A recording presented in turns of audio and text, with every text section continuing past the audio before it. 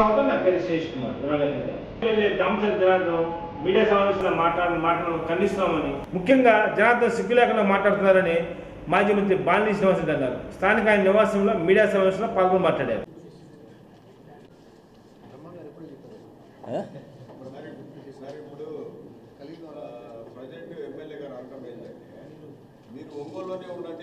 వస్తాయి అన్నీ బయటకు వస్తాయి.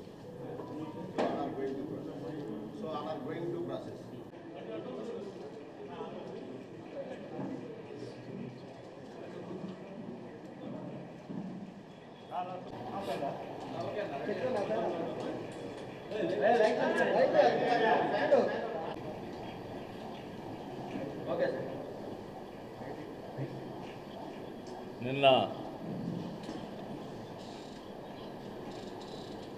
జరిగిన ప్రెస్ మీట్లో నేను భూ కబ్జాలు ఎక్కడ జరుగుంటే నిరూపించండి, హవాలా చేసుంటే నిరూపించండి అని మాట్లాడాను. అలాగే నోటీసులు ఇచ్చిన ఈ అపార్ట్మెంట్లు కానీ హౌసెస్ కానీ ఇచ్చిన దానికి మాట్లాడాను.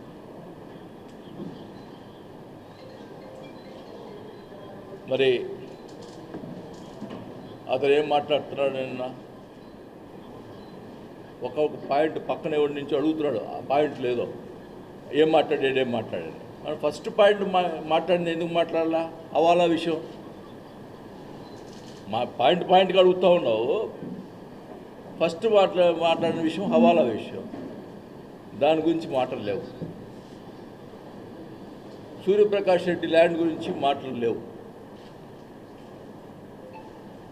పంతులు గారిది మాకు ఒక అప్పులు ఉన్నాయి, అది నా సొంత విషయం, అప్పులు నా సొంత విషయం అని మాట్లాడు.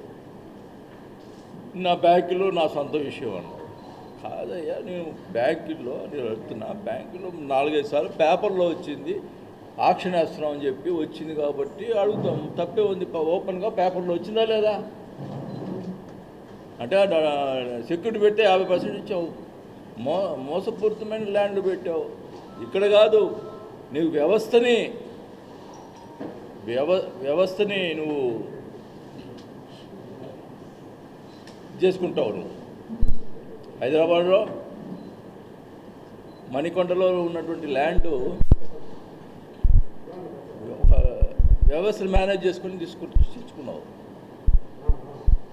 అది మైనారిటీ వాళ్ళది, ఆ ల్యాండ్ని తెచ్చుకున్నావు. దాని గురించి కూడా నేను మాట్లాడతా. నీకు రాజపాలెంలో డీకే లేదా? నిన్ను అంటున్నావు లేదని. ఏం మాట్లాడతావు? డీకే లేదా? నిరూపించుకుంటావా? మా విలాస్లో 24 సెంట్లు ఓపెన్గా చెప్పాను నేను. 24 సెంట్లు ఉంటే అది గవర్నమెంట్ ల్యాండ్ అయితే మేము పక్కన పెట్టాము, ప్లాన్లో చూపించామని చెప్పాను. దానికి నువ్వు ఇంటెలిజెన్స్ అంట. ఇంటెలిజెన్స్ ఎవరైనా వస్తారా? విజిలెన్స్ వాళ్ళు వేసుకుంటాయా? ఇంటెలిజెన్స్ కాదు అది. ముందర అది తెలుసుకోండి. ముందర నేను పేపర్లో చూసేవాళ్ళు ఇంటెలిజెన్స్ వాళ్ళు పంపిస్తారు. ఇంటెలిజెన్స్ వాళ్ళు కాదు, విజిలెన్స్ వాళ్ళని పంపించుకోండి. ఏమైనా ఉంటే నోటీసులు ఇచ్చుకోండి, ఏమైనా చేసుకోండి. అంతేగాని దౌర్జన్యంగా వచ్చి నిన్న మనం గుప్తా ఆయన చొక్కా ఇప్పుకొని దౌర్జన్యంగా వస్తారు రాదంట. అసలు పోలీసు వ్యవస్థ ఉందా ఈ రాష్ట్రంలో? ఇప్పుడు పోలీసు వ్యవస్థ పనిచేస్తుందా? చొక్కా ఇప్పి రా, దమ్ముంటే రా చూసుకుందామని ఒక మంత్రి, ఎమ్మెల్యే మంత్రిని 5 సార్లు ఎమ్మెల్యే నుండి నన్ను ఈ రకంగా హెచ్చరిస్తూ ఉంటే పోలీసు ఏం చేస్తూ ఉంది? వ్యవస్థ ఉందా? అంటే మీకు వాడు వస్తే కొట్టుకోమంటారా? చెప్పండి. పోలీసు వ్యవస్థ ఏం చేస్తూ ఉంది అంట? అప్పుడు జరిగినటువంటి ఎలక్షన్స్లో కేసులు పెట్టేదానికి కావాలని మా కోడలు చెప్పుతో కొట్టిందట. చూశారంటండి. ఆ రోజు వీడియో చూశారు. వాళ్ళు కొడుతుంటే ఇట్లా ఆపుతుంది, దాన్ని చెప్పుతో కొట్టిందని మాట్లాడుతావు. ఎంత అబద్ధాలు! వీడియో చూపించు, చెప్పుందా? మీరు చెప్పండి. ఇంత దుర్మార్గమైన మాటలు, ఇంత దుర్మార్గమైన అసలు కేసులు పెట్టేదానికి ప్రయత్నాలు ఇవన్నీ. ఈ కేసులకి మేమే లెక్క చెయ్యము, తెగించున్నా. ఇంకా నువ్వేదో అంటున్నావు, కొవ్వు దించుతాడంట ఆయన. వాడన్న నేను వాడనే పదం వాడాను. వాడు అనే పదం నేను వాడాను. నిన్న 5 సార్లు వాడినంటున్నావు. నేను ఆ మాట ఈసారి ఏమనంటే కొవ్వు తీస్తాను. అయ్యా, ఈ మధ్య కొలెస్ట్రాల్ చెక్ చేశాను, నాకేం కొలెస్ట్రాల్ ఏం లేవు. నీకు ఒళ్ళంతా కొలెస్ట్రాల్ ఇంత లావును ఉంటావు పందిలాగా. ఏంది ఇది? ఇష్టం వచ్చినట్టు మాట్లాడుతూ ఉన్నావు. కొవ్వు దించుతావా? ఏం దించుతావా నువ్వు? కొవ్వు ఒళ్ళు దగ్గర పెట్టుకో. నేను అధికారం వచ్చింది ఏమేమి చేద్దాం అనుకుంటున్నావేమో. అది పద్ధతి కాదని కూడా తెలియజేసుకుంటా ఉన్నా. మరి నువ్వు అడుగుతున్నావు ఎలక్షన్ అయిన తర్వాత వెళ్ళిపోయాడు పారిపోయాడు అని మాట్లాడుతున్నావు. అసలు నువ్వు పోయినసారి 2019లో ఎలక్షన్ 2 సంవత్సరాలు కనపడ్డావా? 2 సంవత్సరాలు నువ్వు కనపడ్డావా? కోవిడ్ వచ్చిన జనం గురించి పట్టించుకున్నావా? ఏమన్నా చేసావా? 2 సంవత్సరాలు. ఒక నెలకే నన్ను ఈ రకంగా మాట్లాడుతున్నావు. హైదరాబాద్ పోయి ఆడుకుంటాడు అని మాట్లాడుతున్నావు. మళ్ళీ ఏమన్నా నా పర్సనల్ విషయం, అప్పులు నా పర్సనల్ విషయం అంటున్నావు. నా పర్సనల్ విషయం నువ్వెందుకు మాట్లాడుతున్నావు? నువ్వు చెప్పేది ఏందయ్యా? నేనేమన్నా నా విషయం నేను మొదటి నుంచి చెప్తుంటా. సిగ్గు లేకుండా మాట్లాడటం మంచి పద్ధతి కాదు. నిజంగా బాధాకరమైన విషయం.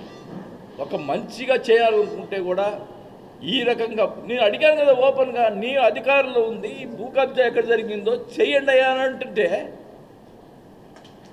ఓపెన్గా అడుగుతున్నా. ఇతను కావాలని ఏదోటి లేకపోయినా సృష్టించి చేసే మనస్తత్వం గలవాడు. అందుకనే చంద్రబాబు నాయుడు గారిని, పవన్ కళ్యాణ్ గారిని మీరే వేయండి ఎంక్వైరీ చేపించండి అని అడుగుతా ఉన్నా. దానికి రాయరు ప్రెస్లో నిన్న. ఇంకా కూడా మానవత్వం ఉండాలి ఆ ప్రెస్లో కూడా. మనిషిని ఈరోజు ఉంటే రేపు పోతారు. ఎవడైనా పోయేవాడే పైకి. మానవత్వం ఉండాలి రాసేదానికి కూడా. ఉన్న నిజాలు రాయండి. ఓకే, నేను తప్పు చేస్తుంటే రాయండి, తప్పులేదు. నేను ఓపెన్గా అడుగుతున్నాను కదా, ఎక్కడ భూ కబ్జా చేశాడో చేయండి అని అడుగుతున్నాను.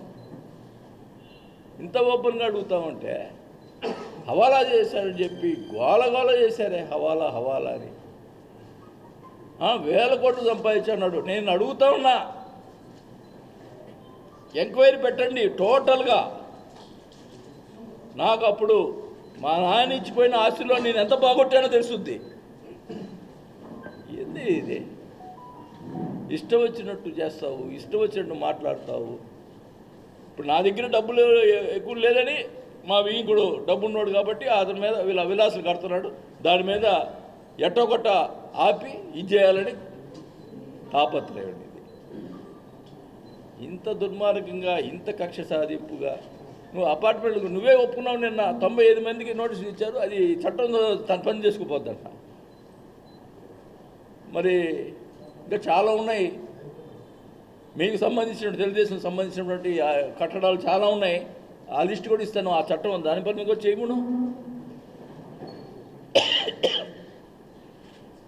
నేనైతే ఎవరిది ఆపలేదు, ఎవరిది చేయమని చెప్పను కూడా.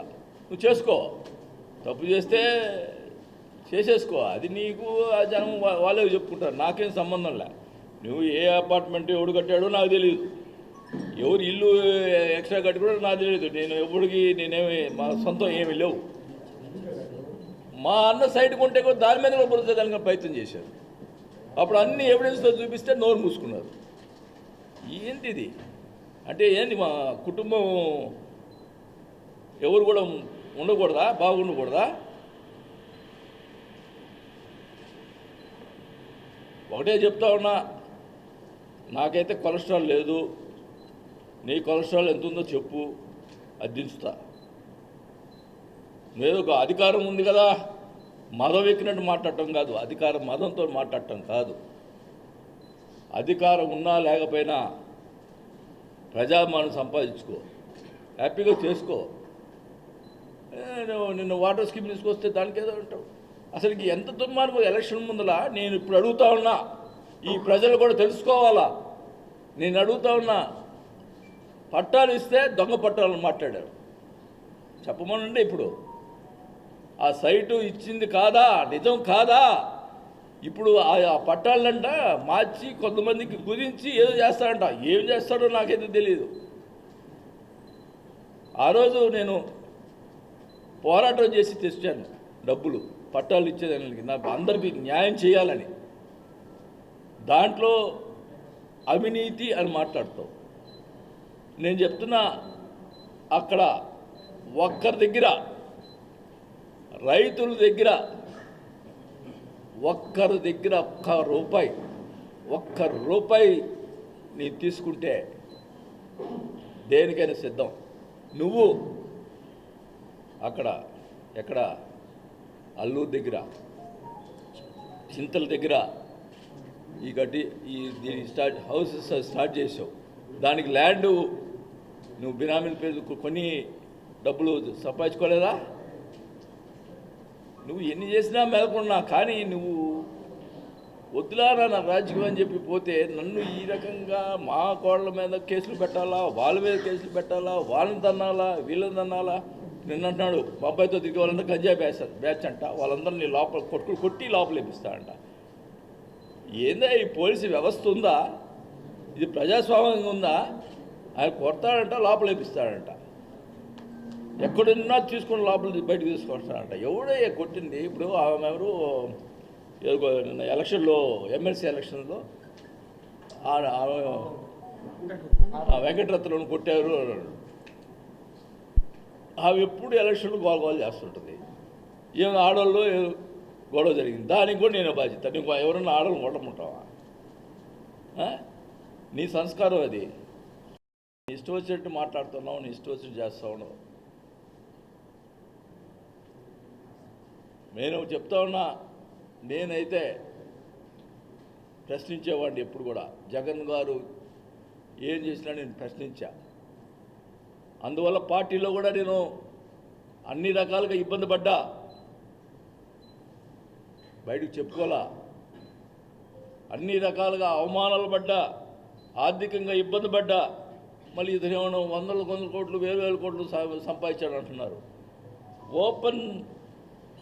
ఓపెన్గా రండి, ఓపెన్గా రమ్మును ఛాలెంజ్ చేసి చెప్తున్నా. రా, నేను అక్రమంగా సంపాదించుంటే చూపించు. కానీ మీడియా ఉందని చెప్పి ఇష్టం వచ్చినట్టు మాట్లాడటం, ఇష్టం వచ్చినట్టు పక్కన వాళ్ళ చేత మాట్లాడించటం. నేను చెప్తా ఉన్నా, నేను ఎంత సాఫ్ట్గా ఉండేవాడిని అంటే అంత ఇరిటేషన్ చేస్తున్నాడు. అతను అర్థమైంది ఇట్లా మాట్లాడితే ఇరిటేట్ అవుతాడని, అంత ఇరిటేషన్ చేస్తున్నాడు. నేను ఒకసారి తప్పుగా మాట్లాడితే మరుసటి రోజు నేనే సారీ చెప్పా. నేను తప్పు మాట్లాడాను, ఏదో కోపంతో మాట్లాడాను, తప్పు చేస్తే తప్పు చెప్పాను. నేను ఆ రోజు మీడియాకి చెప్పాను లేదా? చెప్పండి. తప్పు మాట్లాడాను చెప్పాను. అది నా సంస్కారం. ఇష్టం వచ్చిన మాట్లాడతావు. వయసు లేదు, ఇది లేదు. విగ్రహాలు ఏం చెప్తాడు? వాళ్ళ తాత విగ్రహాలు ఏముంది, ఎవరైనా అధికారం ఉన్నప్పుడు పోతారు, ఇస్తారని అన్నాడు. నువ్వు విగ్రహాలే పడగొడుతున్నావు. విగ్రహాలు ఈటం కాదు, నువ్వు విగ్రహాలు ఉన్న పడగొట్టిస్తావు. అసలు నాకు ఏముంది? ఆ రోజు నేను ఇప్పతే అక్కడ విగ్రహం పెట్టగలిగాడా వాళ్ళ తాతది? ఇంకోటి మాట్లాడాడు. 90 ఆయన ప్రభాకర్ రెడ్డి ఉండేడు, చనిపోయాడు పాపం. ఆయన కారులో దిగేవాడు, నాకు కారు లేదని మాట్లాడాడు. అయ్యా జనార్దన్, నువ్వు పుట్టావో లేదో అప్పటికి 1973 ambassador car, sealed car, company car మా నాన్న కొని 1973 నుంచి మాకు కారు ఉంది. నంబర్ కూడా 909. ఆ కారు నెంబర్ 909. నేను ఒక కారులో పోవాల్సింది ఇదిలే 73 అంటే ఇప్పుడు ఎన్ని సంవత్సరాలు? 52 సంవత్సరాల నుంచి నాకు కారు ఉంది. నేను కారులో కాలేజీకి పోయా. రాజు మాస్టర్ గారు ఉన్నాడు, ఇప్పుడు కూడా బతికే ఉన్నాడు. ఆయనకు తెలుసు. నేను కాలేజీలో ఆయన కాలేజీలో మెట్రికులేషన్లో కారులో పోతుంటే ఆయన కూడా బజార్ కొంచెం నా కారులో వచ్చేవాడు. ఏం మాట్లాడతావు? కారు లేదంట. 73లో మీకు కారు ఉందా నాయన? నేను మాట్లాడుతున్నా. 73లో మీ తాత పొజిషన్ ఏంది నాయన? నన్ను నువ్వు మాట్లాడే కాబట్టి చెప్తున్నా. 73లో మీ తాత పొజిషన్ ఏం చెప్పు. అంటే మేము మాట్లాడితే గట్టిగా మాట్లాడాడు, అది మాట్లాడాడు, ఏందో ఇచ్చా దబాయిస్తున్నాడంట అని మాట్లాడతావు. అంటే మేము మాట్లాడకూడదా? నీ ఇష్టం వచ్చి నువ్వే మాట్లాడుకుంటే మేకుండా చూస్తూ ఉండాలన్నా? 73లో మీ తాత పొజిషన్ ఏం చెప్పు. మాట్లాడితే నేను బంగారు స్కూల్లో పుట్టాను అంటావు. మేమేమన్నా అడక తినేవాళ్ళ పుట్టామన్నట్టు. నేను ఒక్కడే ఈ బంగారు స్కూల్లో పుట్టింది. 10 సార్లు అన్నాడు నేను బంగారు స్పూన్లో పుట్టాను అని. 73లో మీ పరిస్థితి ఏంది? ఈ ఇల్లు అప్పుడు 1977లో ఇల్లు కట్టాం. మా నాన్న ఇది 70 ఏళ్ళు కట్టాడు ఇల్లు.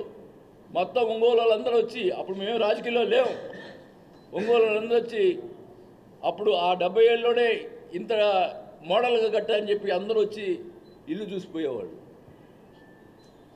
మా గురించి నువ్వు మాట్లాడతావు, నువ్వేదో జమీందారు మేమేమన్నా పాలేరులాగా ఏం మాట్లాడతావు? అసలు ఏమన్నా అర్థం ఉందా? కారు విషయం మాట్లాడావు నిన్న, మా పరిస్థితి మాట్లాడావు నువ్వు. అది మాట్లాడు కాబట్టి నేను మాట్లాడుతున్నా, లేకపోతే నేను గొప్పగా మేము గొప్పవాళ్ళు అని చెప్పుకునే అవసరం నాకు లేదు. 70 ఏళ్ళలో ఇల్లు కట్టిన తర్వాత 3 సినిమాలు తీశారు ఇంట్లో టి కృష్ణ గారు. ఏం మాట్లాడతావా నువ్వు? మనిషిని కించపరిచడంగా మాట్లాడేదాన్ని మంచి పద్ధతి కాదు అది. నీవు ఇప్పుడు ఏదో అధికార మదంతో ఉన్నావు, నేను అధికార మదంతో ఉంటే మన అన్నాడు నువ్వు అధికారం ఉన్నప్పుడే ఏం చేయలేకపోయావు అంటే, చేయాలనుకుంటే ఏముంది? చేయాలనుకుంటే సంస్కారం కాదు కదా అది. ఏం మాట్లాడతారు? ఏంది ఇది? నువ్వు అధికారం ఉండి నేనేదో చేద్దాం అనుకుంటే నేను మటుకు లొంగేవాడిని కాదు, భయపడేవాడిని కాదు. నేను మంచితనానికి లొంగుతా, కానీ భయపడేదానికి సంబంధించి ఎవరిని బెదిరిస్తే భయపెట్టే ఎవరు కూడా ఇక్కడ లేరని కూడా తెలియజేసుకుంటా ఉన్నా. నేను ప్రజలకు వెళ్తాను, నేను ఖచ్చితంగా. నాకు ఇదిగో చెప్తున్నా, మా పార్టీలో కూడా అన్యాయం జరిగింది, అది కూడా చెప్తున్నా, అది కూడా బయట పెడతా ఏం జరిగినాయి అని కూడా.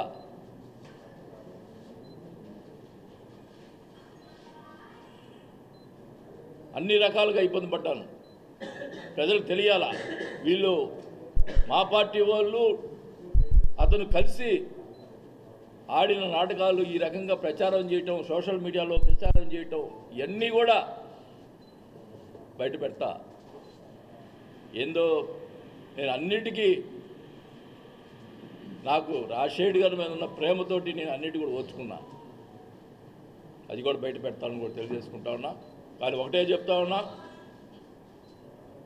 చంద్రబాబు నాయుడు గారు, పవన్ కళ్యాణ్ గారు ఒంగోలులో జరిగినటువంటి ఏమన్నా జరిగిన వాటిలో ఏమన్నా నాకు సంబంధం, నేను భూ కబ్జా చేస్తుంటే నేను దేనికైనా సిద్ధం, నేను హవాలా చేస్తుంటే దేనికైనా సిద్ధం. ఇవే కదా నా మీద ఆరోపణలు చేసింది, దానికి సిద్ధంగా ఉన్నాను. కానీ మీరు ఒక నాయకులు చంద్రబాబు నాయుడు గారు కానీ పవన్ కళ్యాణ్ గారు, మీరు సచ్చీలునైనా మీరు నిజంగా ప్రజలకు మంచి చేయాలి, న్యాయం చేయాలి, ఎవరినైనా ఒక పార్టీ అని కాదు మంచి చేయాలనుకుంటే ఎంక్వైరీ పెట్టించండి, ఎవరు తప్పు ఉందో తెలుద్ది అని తెలుసుకో అని వ్యవస్థను మేనేజ్ చేసే పరిస్థితి ఇక్కడ ఉంది కాబట్టి వాళ్ళు నిర్ణయించుకుంటారు. టీడీపీ నాయకులు ఆర్ఎస్ కంపెనీలు సుబ్బారావు గుప్తా అనుకున్నట్లుగా కాలనీ వేంకులు కొండ భాస్కర్ రెడ్డి విల్లా వద్ద నిరసన చేయడానికి విల్లా వద్దకు రాగా పోలీసులు అరెస్ట్ చేశారు. ఈ సందర్భంగా అక్కడ కొద్దిసేపు ఉద్రిక్త వాతావరణం నెలకొంది. అరెస్ట్ చేసిన సుబ్బారావు గుప్తాను స్థానిక తాలూకా పోలీస్ స్టేషన్ తీసుకొచ్చారు.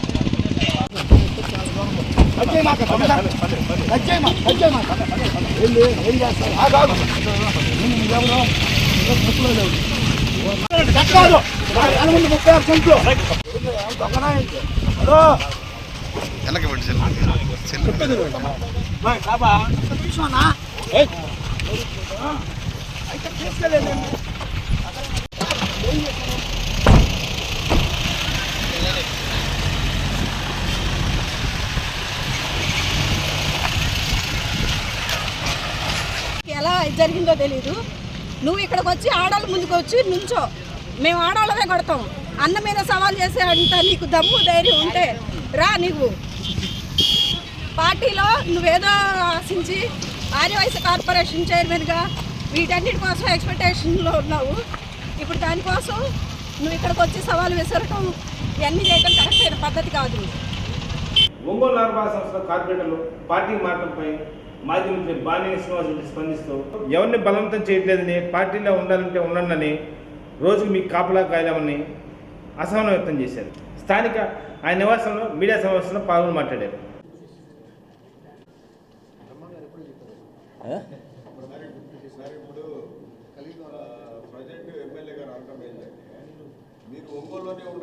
నిన్న కార్పొరేట్లకు ఒకటే చెప్పాను, మిమ్మల్ని పార్టీయో మనం మొత్తం మీద గెలిపించుకున్నాము. మీరు రోజుకొకరి రకరకాలుగా వస్తున్నాయి. మీరు సక్రమంగా ఉంటే ఉండండి, మీకు సపోర్ట్ చేస్తాను.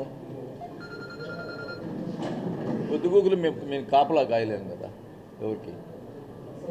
నీతిగా ఉండాలనుకుంటే ఉండండి, లేదు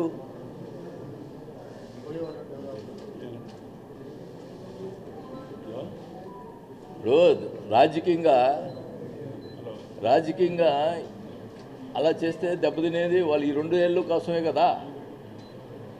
తర్వాత రాజకీయం కూడా ఆలోచించుకోవాలి కదా. నీకేమైనా ప్రాబ్లం జరిగితే ఓకే, నా వల్ల కానీ ప్రాబ్లం జరిగితే ఓకే. నేను బలవంతంగా ఇక్కడ ఉండండి అని చెప్పి బలవంతంగా చేసే పరిస్థితి కూడా ఉండదు. ఒకటే చెప్తా ఉన్నా, నేను కరెక్ట్గా చేశాను అనుకుంటే ఉండండి, లేదు అదే మీరు కరెక్ట్గా ఉంటారని చెప్పండి, ఫైట్ చేస్తాను మీకోసం. లేదంటే ఓకే, రోజు కాపలా కాలేను కదా. అందరూ నిక్కచ్చుకుంటా ఉన్నాను చెప్పన్నారు, తర్వాత వాళ్ళు ఇష్టం అనుకుంటారు.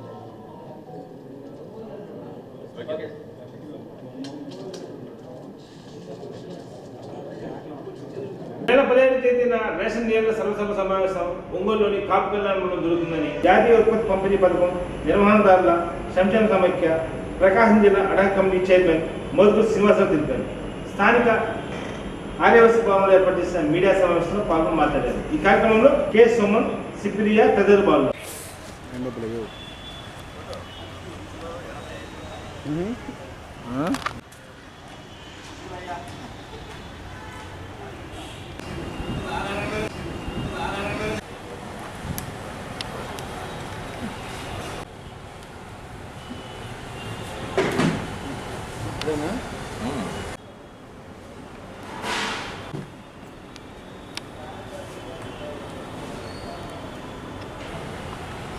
ఆంధ్రప్రదేశ్ రాష్ట్ర రేషన్ డీలర్ల సమాఖ్య అధ్యక్షుడు దివి లీలామాధవ్ గారు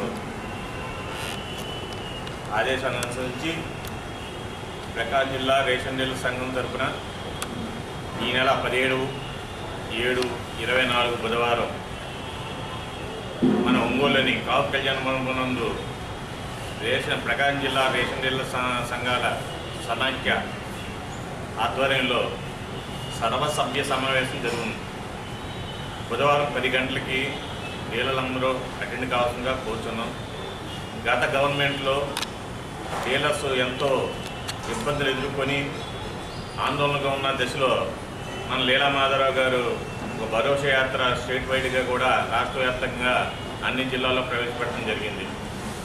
అందులో భాగంగానే ఈరోజు కూడా ఈసారి మరి 17వ తారీఖున భరోసా రేషన్ డీలర్ల భరోసా యాత్ర అనేది కొనసాగించడం జరుగుతుంది. అదేవిధంగా ఈ జిల్లా అయిపోయిన నెల్లూరు జిల్లా, చిత్తూరు జిల్లా, అదేవిధంగా రాయలసీమ కూడా అన్ని జిల్లాలు పర్యవేక్షణ చేశారు. ఈ సమావేశానికి రేషన్ డీలర్ల యొక్క సమస్యలు, మరి గత గవర్నమెంట్ ఎదుర్కొన్న ఇబ్బందుల గురించి చర్చించడం, దాన్ని ఒక తీర్మానంగా చేసి మన ప్రభుత్వం దృష్టికి తీసుకెళ్లే విధంగా మన లీలామాధవ్ గారు కృషి చేస్తున్నారు. అదేవిధంగా మరి ఈ కొత్త గవర్నమెంట్, తెలుగుదేశం గవర్నమెంట్ వచ్చిన తర్వాత మన తెలుగుదేశం గవర్నమెంట్ కూడా మన డీలర్ల సపోర్ట్గా ఉండి గవర్నమెంట్ ప్రభుత్వానికి మంచి పేరు తెచ్చే విధంగా కూడా డీలర్లు నడుచుకోవాలని కోరుకుంటూ మరి ఈ సమావేశానికి ముఖ్య అతిథులుగా దోల బాల వీరాంజనేయ స్వామి గారు, సాంఘిక శాఖ మంత్రులు, అదేవిధంగా ఒంగోలు శాసనసభ్యులు దామసర జనార్దన్ గారు, అదేవిధంగా నూతనపల్లి శాసనసభ్యులు విజయ్ కుమార్ గారు కూడా హాజరవుతున్నారు. కావున మరి జిల్లాలో ఉన్న రేషన్ డీలర్లందరూ కూడా, అన్ని నియోజకవర్గాల్లో ఉన్న డీలర్లందరూ కూడా ఈ యొక్క సమావేశానికి రావాల్సిందిగా కోరుచున్నాము. ఆ సమావేశంలో మన రేషన్ డీలర్ల యొక్క సమస్యల గురించి, అదేవిధంగా ఇబ్బందుల గురించి చర్చించి ఒక తీర్మానం చేసి ఆ తీర్మానాన్ని మన ప్రభుత్వం తీసుకెళ్లే విధంగా కృషి చేయడానికి మన జిల్లా కార్యవర్గ సభ్యులు కానివ్వండి, రాష్ట్ర సమైక్య సభ్యులు కానివ్వండి అందరూ కృషి చేస్తున్నారు. కాబట్టి ఈ విషయాన్ని తెలుసుకొని మరి డీలర్లందరూ కూడా, జిల్లాలో ఉన్న డీలర్లందరూ కూడా ఏకమత్తంలో అందరూ కలిసికట్టుగా వచ్చి ఈ యొక్క సమావేశం జయప్రదం చేయవలసిందిగా కోరుతున్నాం. డీలర్ల సర్వసభ్య సమావేశం ఏర్పాటుకు మన రాష్ట్ర అధ్యక్షుడు దివి లీలా మాధవరావు గారి ఆధ్వర్యంలో ఉదయం 10 గంటల నుంచి మధ్యాహ్నం 1 గంట వరకు జరుగుతుంది. మండలాల్లోని రేషన్ షాపు డీలర్లందరూ కూడా వచ్చి ఈ యొక్క సభను జయప్రదం చేయాలి. అలాగే మన రేషన్ డీలర్లందరూ కూడా పోయిన 5 సంవత్సరాల్లో తంబు లేక ఓన్లీ MDU ఒక్కడే తంబేసి సరుకులు ఇచ్చే విధానం తెచ్చారు. డీలర్లకు ఎంతో నష్టం కలిగింది. డీలర్లు 60-70 వేల రూపాయలు కంది కొట్టి చక్కెరకి డీడీలు కట్టి అది MDUకి అప్పగిస్తే ఆయన ఇచ్చిన డబ్బులే తీసుకునేటువంటి పరిస్థితి. కొంతకాలం కొంత ఆపుకొని అట్లా ఇచ్చేవాళ్ళు. మన డబ్బులు కట్టి కూడా చాలామంది డీలర్లు చాలా ఇబ్బందులు పడ్డారు. కాబట్టి మనం కొత్త గవర్నమెంట్ కోసం రాష్ట్ర వ్యాప్తంగా దివి లీలా మాధవరావు గారు డీలర్లని అప్రమత్తం చేసి మనందరం తెలుగుదేశం పార్టీకి ఓటేస్తే మన విధి విధానాలు మారుతాయి, మేము మాట్లాడుతున్నామని చెప్పి ఎంతో ప్రతి జిల్లా తిరిగి మొబిలైజ్ చేసి డీలర్లని మన పార్టీ వైపు మొగ్గి చూపించారు. అలాగే అందరూ ఎమ్మెల్యేలు దాదాపుగా మంచి మెజార్టీతో గెలిచారు. కానీ రేషన్ డీలర్ల యొక్క మార్పు, భౌతిక మార్పు అనేది, ఆదాయం వనరులు అనేవి సమకూర్చడానికి గవర్నమెంట్ ద్వారా మాట్లాడి మనకు కావాల్సిన న్యాయం చేస్తారని కోరుకుంటున్నాం. అలాగే రేపు 17వ తేదీ కాపు కళ్యాణ మండపానికి డీలర్లందరూ వచ్చి ఈ యొక్క సభను జయప్రదం చేయవలసిందిగా. నమస్కారం.